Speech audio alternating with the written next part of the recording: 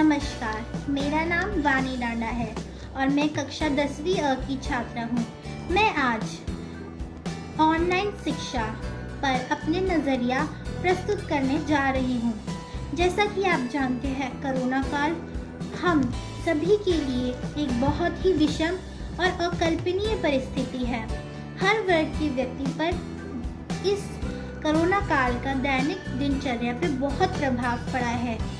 चाहे वृद्ध हो, चाहे युवा, चाहे बच्चा हो, चाहे बड़ा हो, चाहे अमीर हो, चाहे गरीब, सभी पर एक समान प्रभाव पड़ा है। विद्यार्थियों के जीवन में जो सबसे महत्वपूर्ण प्रभाव पड़ा है वह है ऑनलाइन शिक्षा। जैसा कि आप जानते हैं, कोरोना काल से पहले हम इसी तरह स्कूली कपड़े पहनकर विद्यालय जाया करते थे, परंतु अब वह बिल्कुल परिवर्तित हो चुका है। अब हम तकनीक की सहायता से अपनी शिक्षा प्राप्त कर रहे हैं। घर बैठे बैठे प्राप्त कर रहे हैं। जैसा कि आप जानते हैं, हर एक चीज़ की सकारात्मक और नकारात्मक दोनों ही प्रभाव होते हैं। ठीक उसी प्रकार जिस प्रकार एक सिक्के के दो पहलू होते हैं। सकारात्मक पहलुओं की बात की जाए तो तकनीक की सहायता से हमारी शिक्षा पे बहुत अच्छे प्रभाव पड़े हैं। हम घर बैठे हैं, सुरक्षित हैं और साथ ही में हमारी विद्या में कोई भी विघ्न नहीं आ रहा है। और यदि यह तकनीक ना होती तो अभी तक हम पढ़ाई नहीं कर पाते। और इस प्रकार आपकी निर्देशानुसार इस तरह से किसी भी प्रतियोगिता का आरंभ नहीं कर पाते। उसी प्रकार हम शिक्षकों और हम विद्यार्थियों के बीच का जो दूरी आ गई थी कोरोना काल में, वो भी बिल्कुल समाप्त हो गई है। जो हम पहले केवल किताबों के अक्षरों को पढ़ के समझा करते थे, वो अब हम अपने सामने प्रत्यक्ष देख के समझ रहे हैं और ज़्यादा प्रभावशाली तरीके से समझ रहे हैं, जो हमारे दिमाग में बहुत अच्छे से बैठ रहे हैं। अब जैसा कि आपको पता ही है, हर सिक्के के दो पहलू होते हैं और हर एक चीज़ के नकारात्मक और सकारात्मक दोनों पहलू होते हैं। ये वाक्य तो आपने कई लोगों से सुना हुआ है, मैं भी वही बोल रही हूँ। पर जो मैं बताना चाह रही हूँ वो है तकनीक के नकारात्मक पहलू। कई बार कई क्षेत्रों में बिजली जाने पर विद्यार्थियों को बहुत दिक्कत की सामना करना पड़ता है।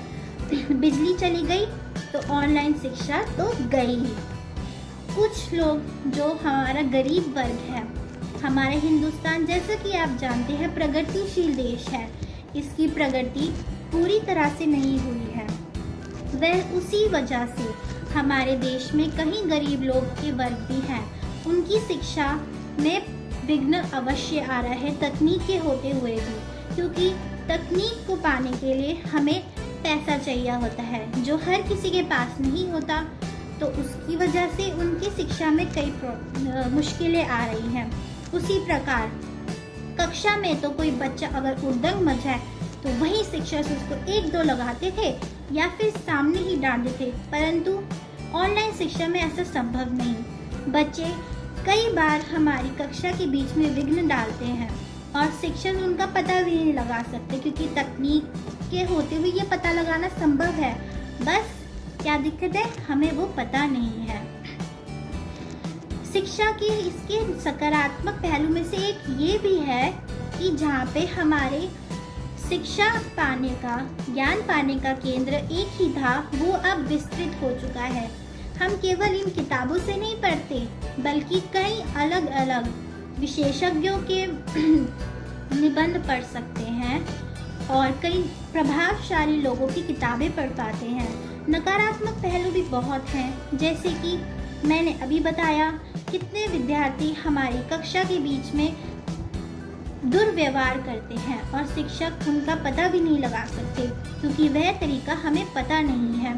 नकारात्मक पहलुओं में से और भी बहुत कई हैं, जैसे कि ऐसे तो शिक्षक सामने जब विद्यार्थी होता था उसे उसकी गलतियां बता पाते थे, उसे कैसे सुधरना चाहिए वो बता पाते थे, परंतु ऑनलाइन शिक्षा में यह संभव नहीं।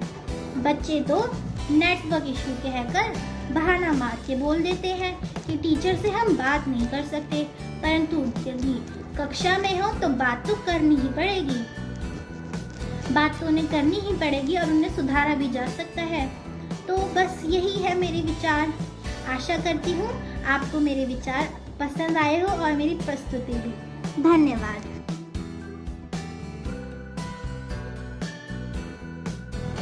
सारी दुनिया को नाज था अपने परमाणु बम पर, लेकिन दुनिया बेबस हो गई एक कीटाणु पर। नमस्कार आदरणीय निर्णायक मंडल एवं मेरे प्रिय मित्रों, आज की भाषण प्रतियोगिता में मैं हितेश 10वीं अ का छात्र आप सभी के समक्ष कोरोना काल के अनुभव पर अपने विचार प्रकट कर रहा हूँ। मुझे आशा है कि आप ध्यानपूर्वक सुनेंगे। प्रतिवर्ष हर व्यक्ति यह सोचता है कि वह इस वर्ष अपने अंदर कोई परिवर्तन लाने की कोशिश करेगा, अन्यथा एक सीधी राह पर चलने की कोशिश करेगा। अवश्य ही इस वर्ष भी लोगों ने ऐसा ही अपनी विचारधारणा बनाई होगी, परंतु एक मानव जाति का नाश करने वाला दरिद्र, निर्दयी एवं पत्थर दिल, जिसने एक ऐसे कीटाणु को जन्म दिया जिसने उसे ही निगल दिया और न जाने कितने मासूमों की जान ली, और या तो मरीज नहीं तो शव ही शव थे। मानो एक मौत का तांडव लग रहा था। सभी लोगों के मुंह मास्क से ढके हुए थे, मानो यह उनकी एक आदत सी बन गई थी। ऐसे में माननीय प्रधानमंत्री जी ने संपूर्ण लॉकडाउन की स्थिति को आगमन दिया, जो 18 मार्च से शुरू हुआ, जिसमें सभी दुकान, दफ्तर एवं विद्यालयों को संपूर्ण बंद कर दिया गया, ताकि मृत्यु का जो प्रतिशत है वो अधिक ना हो जाए। परंतु ऐसे समय में मजदूरों एवं गरीब लोगों पर एक भयंकर विपत्ति आ गई। यदि वे काम पर नहीं जाएंगे तो वे खाएंगे क्या? ऐसे में माननीय नरेंद्र मोदी जी ने उन सभी के लिए मुफ्त में खाना खाने का प्रबंध किया, परंतु तब भी सभी लोगों की पहुंच तक खाना नहीं था। तो ऐसे में कई लोगों ने अपना आगे बढ़कर योगदान दिया और ज़रूरतमंदों तक खाना पहुंचाया, ताकि उनका कोई भाई, बहन या माँ के समान कोई भूखा ना सोए। वहीं दूसरी ओर समय बीतता गया, परंतु तब यह आभास हुआ कि यह कई महीनों तक ठीक नहीं होगा। तब बच्चों का भविष्य खतरे में पड़ गया। ऐसे में सूचना प्रौद्योगिकी ने आगे बढ़कर अपना योगदान दिया और एक ऐसा प्रबंध किया जिससे सभी अध्यापक एवं अध्यापिकाएं घर बैठकर ही अपने विद्यार्थियों को पढ़ा सकें, ताकि उनके भविष्य का नुकसान ना हो। परंतु बीच में भारत की अर्थव्यवस्था गिरने लगी, जिसके कारण सभी चीज़ों को वापस से शुरू करने की अनुमति प्रदान कर दी गई। परंतु वहीं दूसरी ओर कई सारे लोग कोरोना की चपेट में आने लगे, जो एक दुखदायी बात थी। ऐसे में माननीय नरेंद्र मोदी जी ने लॉकडाउन की तिथि को आगे बढ़ाने का प्रबंध किया और सभी लोगों से घर में रहने के लिए कहा। तो भारतवर्ष ने इसका पालन किया, कहीं दिए जलाकर तथा बर्तनों की गूंज से मोदी जी का उत्साह एवं उनका समर्थन किया। अब आज की तिथि में कोरोना मरीजों की प्रतिशत बहुत कम है और इसका पूरा श्रेय अध्यापक एवं अध्यापिकाओं, चिकित्सकों, कर्मचारियों, पुलिस वालों एवं माननीय नरेंद्र मोदी जी को जाता है। अब अमेरिका की एक संस्था का कहना है, यदि ऐसे ही चलता रहा तो 2021 तक भारत से कोरोना का वजूद ही मिट जाएगा। अब अंत में मैं अपनी वाणी को विराम देते हुए एक व्यंग्य कहना चाहूँगा कि घबराइए मत, कोरोना ज़्यादा देर टिकेगा नहीं, क्योंकि ये मेड इन चाइना है। घर में रहिए, सुरक्षित रहिए। धन्यवाद। अशिक्षित को शिक्षा दो, अज्ञानी को ज्ञान, शिक्षा से ही बन सकता है भारत देश महान। नमस्कार, मेरा नाम भव्य गर्ग है। मैं कक्षा 10वीं ब का छात्र हूँ। आज मैं आपके समक्ष ऑनलाइन शिक्षा प्रणाली के विषय पर अपने विचार प्रस्तुत करना चाहता हूँ। कोरोना वायरस महामारी के दौरान संपूर्ण विश्व में लॉकडाउन की स्थिति बनी हुई है। सभी स्कूल, कॉलेज आदि सब बंद है, परंतु शिक्षा का माहौल निरंतर चल रहा है। स्कूल, कॉलेज और शिक्षा संस्थान ऑनलाइन शिक्षा के रूप में निरंतर कार्य कर रहे हैं। हालांकि ऑनलाइन शिक्षा को लेकर बहुत से नकारात्मक व सकारात्मक परिणाम सामने आ रहे हैं। ऑनलाइन शिक्षा के सकारात्मक परिणाम ये हैं कि ऑनलाइन शिक्षा के जरिए कई छात्र डिजिटल हुए हैं, जिससे कि उनको टेक्नोलॉजी की समझ हुई है। ऑनलाइन शिक्षा से आप कभी भी कहीं से भी शिक्षा को प्राप्त कर सकते हैं, तुरंत व्याख्यान की समीक्षा कर सकते हैं, अपने विचार साझा करने से पहले सोचने का अधिक समय मिलता है। कम लागत में शिक्षा को प्राप्त कर सकते हैं। समूह संचार की सुविधा मिलती है, विचारों पर ध्यान दे सकते हैं और आने जाने में लगने वाले समय की भी बचत होती है। अगर आप किसी वजह से स्कूल या कॉलेज नहीं जा पाते हैं तो आप वेब बेस्ड लर्निंग की वजह से किसी विषय को सीख सकते हैं। ई लर्निंग पर्यावरण की दृष्टि से भी लाभदायक है, क्योंकि इसमें आप जानकारी को किताब कॉपी की बजाय वेब में स्टोर करते हैं। इससे हम अपने पर्यावरण को सहायता करते हैं। ऑनलाइन शिक्षा के बहुत से नकारात्मक परिणाम भी हैं, जैसे ऑनलाइन शिक्षा में आपको कभी भी स्कूल क्लासरूम जैसा माहौल नहीं मिल पाता, जिसमें आप अध्यापकों के साथ आमने सामने हाव भाव के जरिए अपने विचार रख सकें। ऑनलाइन शिक्षा से कई छात्र डिजिटल तो विकसित हो सकते हैं, परंतु उनका शारीरिक व मानसिक विकास नहीं हो सकता।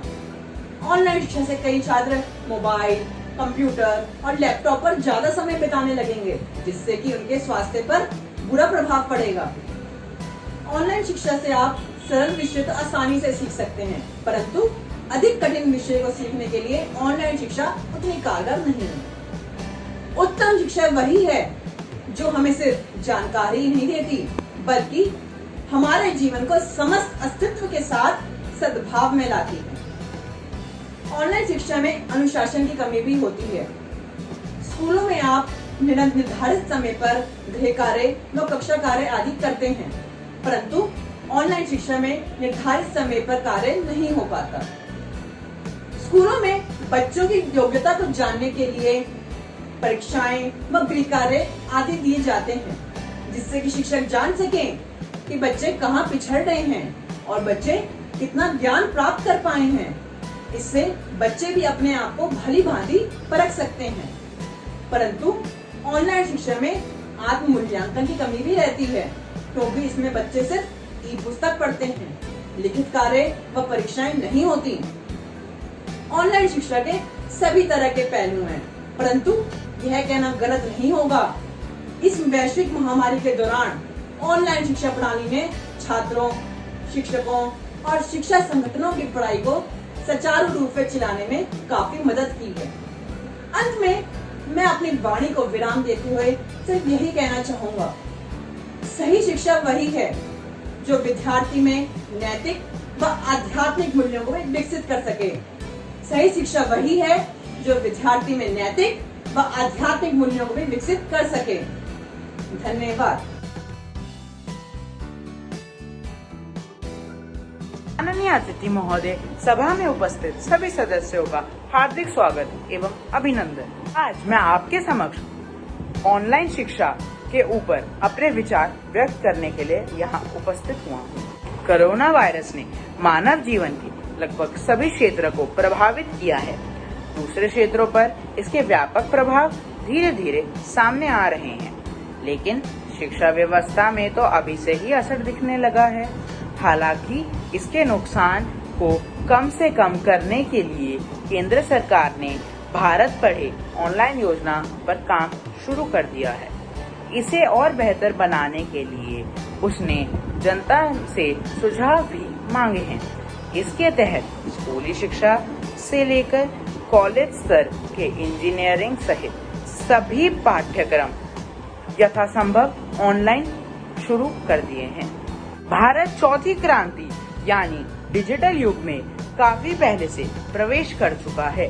केंद्र सरकार की जनधन से लेकर आधार जैसी न जाने कितनी योजनाएं पिछले कुछ वर्षों में लागू हुई हैं। देखा जाए तो इस महामारी ने उनकी भी प्रासंगिकता को बढ़ा दिया है। लॉकडाउन के इस वक्त जहां सभी शिक्षा केंद्र बंद हैं, वहां ऑनलाइन शिक्षा ने अपनी जगह बना ली है। आज दुनिया के सारे देशों के बच्चे ऑनलाइन शिक्षा का उपयोग करके आसानी से पढ़ाई कर पा रहे हैं। ऑनलाइन शिक्षा प्राप्त करने के लिए अच्छी और तीव्र गति की इंटरनेट कनेक्टिविटी की जरूरत है। 1993 में ऑनलाइन शिक्षा कानूनी कर दी गई थी और यह एक अनोखा तरीका है जिसके माध्यम से सभी उम्र के छात्र पढ़ सकते हैं। इंटरनेट की सहजता के कारण वर्षों से ऑनलाइन शिक्षा लोकप्रिय हो रही है। ऑनलाइन शिक्षा में विद्यार्थी शिक्षक द्वारा ली गई क्लास को रिकॉर्ड कर सकते हैं, जिससे कक्षा के पश्चात विद्यार्थी रिकॉर्डिंग को पुनः सुन सकते हैं और कहीं शंका हो तो बेझिझक शिक्षक से दूसरे क्लास में पूछ सकते हैं। इससे संकल्पना यानी कॉन्सेप्ट छात्रों को समझ आ जाता है। ऑनलाइन शिक्षा में किसी प्रकार की विषय संबंधित समस्या है तो वो शिक्षक से ऑनलाइन पूछ सकते हैं। इसके लिए कहीं जाने की जरूरत नहीं है। ऑनलाइन पढ़ने के लिए शिक्षक ने कुछ कार्यक्रमों को फ्लैश कार्ड और गेम जैसा बनाया है, जो छात्र के सीखने का अनुभव बढ़ा देता है। ऑनलाइन शिक्षा की तरफ लोग ज्यादा पैमाने में आकर्षित हो रहे हैं, क्योंकि यह सुविधाजनक होने के साथ साथ पैसे और समय बचाता है। कुछ बच्चे जो ग्रामीण परिवार से जुड़े हैं, जहां ऑनलाइन शिक्षा का प्रचलन नहीं है, उनके पास कंप्यूटर और इंटरनेट की सुविधा इत्यादि नहीं है, वे ऑनलाइन शिक्षा प्राप्त करने में असमर्थ हैं। हर परिवार इंटरनेट का खर्च नहीं उठा पाता है, इसलिए लॉकडाउन जैसी परिस्थितियों में उन छात्रों को मुश्किलों का सामना करना पड़ता है। ऑनलाइन शिक्षा उन लोगों के लिए बढ़िया विकल्प है जो काम करते हुए या घर की देखभाल करने के साथ साथ अपनी पढ़ाई जारी रख पाते हैं। अपने सुविधा अनुसार वे ऑनलाइन शिक्षा प्राप्त कर सकते हैं। यह एक नई प्रकार की शिक्षा है जो हर देश अपना रहा है। विद्यार्थियों को जरूरत है कि वह मन लगाकर पढ़ें और अपना और अपने देश का भविष्य उज्जवल करें।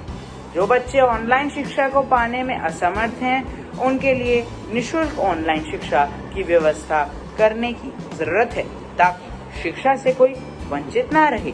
ऑनलाइन शिक्षा एक बढ़िया माध्यम है जहां छात्रों को अवश्य शिक्षा प्राप्त करनी चाहिए। इन्हीं शब्दों के साथ मैं अपनी वाणी को विराम देता हूं। त्रुटियों के लिए क्षमा प्रार्थी हूं। धन्यवाद और आपका दिन मंगलमय व तरोताजा हो।